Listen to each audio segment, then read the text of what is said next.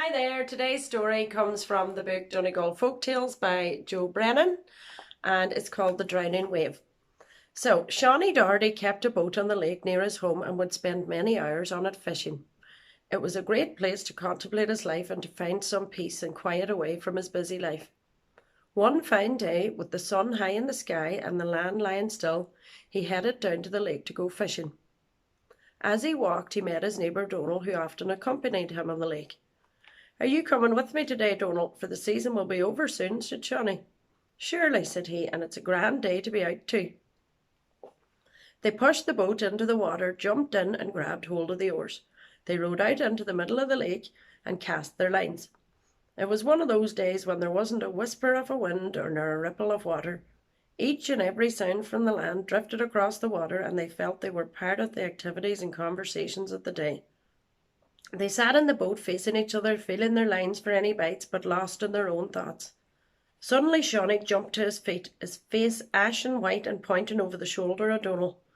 His mouth was gaping and flapping like a fish lying in the bottom of the boat. Donal didn't need him to tell him what was happening, as he could hear it. Although he couldn't believe it, he could hear a wave crashing towards the boat. He glanced over his shoulder to see the huge wave closing in, ready to swallow them up. Shawnee stood stock still, but somewhere in his mind the thread of a story wove its way to consciousness. He bent down and picked up the knife that they had in the bottom of the boat for fishing. It had a long silver blade and a blue handle. Shawnee gripped the knife between his fingers and let it fly at the wave with all its strength. As the knife plunged into the wave, it dropped and died before their eyes.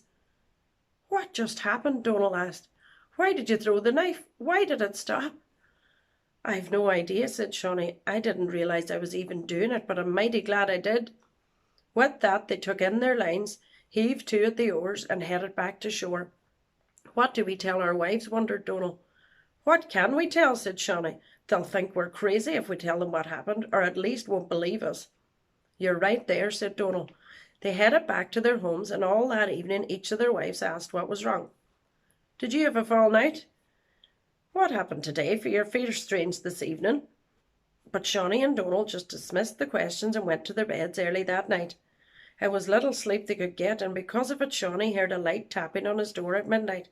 He climbed out of bed, trying not to wake the house, and went down to see who it was. He was expecting to see Donal in much the same state as himself.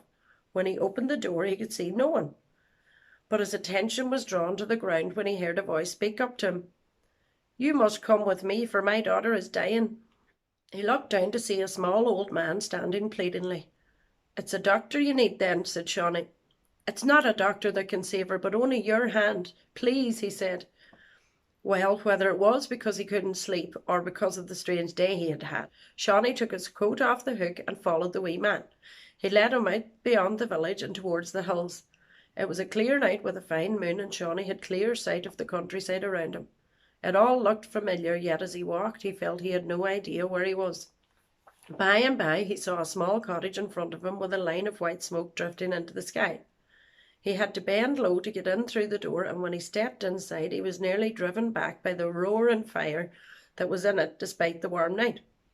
There on a low bed beside the fire he saw a beautiful young woman with skin as white as the winter snows. Her lips too were a deathly white. The wee man walked over to the bed and lifted the blanket.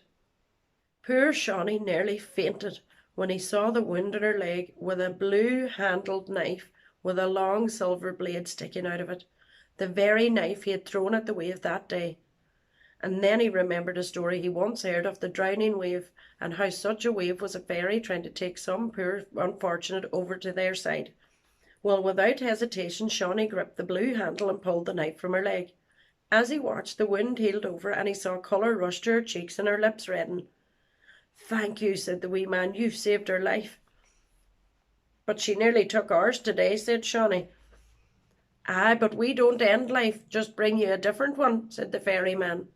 "Much the same, really," said Shawnee. "Well, have no worry. Due to your kindness, the wave won't appear again in these parts." With that, the wee man led Shawnee back home. The next day he went to visit Donal and told him about the strange events of the night before. When he finished the tale, they decided it was best to keep it to themselves. But sure enough, Somewhere along the line, one of them said it to someone, and that someone told someone else, until someone else eventually told me, and now I'm telling you. And true to their word, the fairies didn't visit the lake again, and the drowning wave hasn't been seen since. Thank you. Bye bye.